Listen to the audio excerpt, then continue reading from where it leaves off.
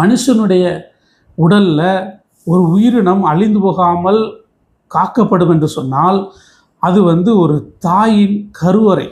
அந்த கருப்பையில் தான் அவர்கள் ஜீவனோடு இருக்க முடியும். ஆனால் இந்த யோனா 3 நாள் மீனின் வயிற்றில் இருந்தான்.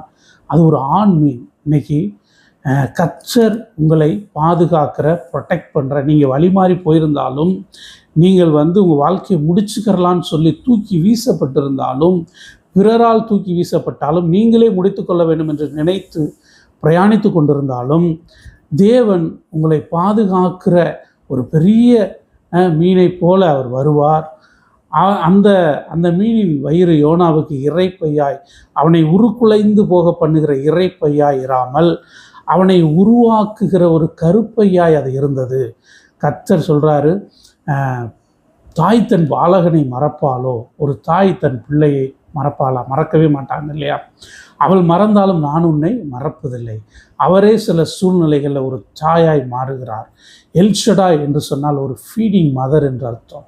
பாலூட்டுகிற, குழந்தைக்கு பாலூட்டுகிற ஒரு தாய்.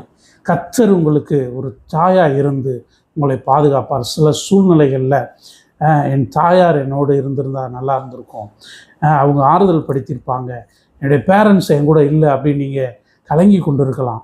ஆனால் கர்த்தர் உங்களுக்கு தகப்பனாயும் உங்களை பாதுகாக்கிறவராயும் உங்களை உருவாக்குகிற ஒரு தாயாகவும் அவர் இருப்பார்.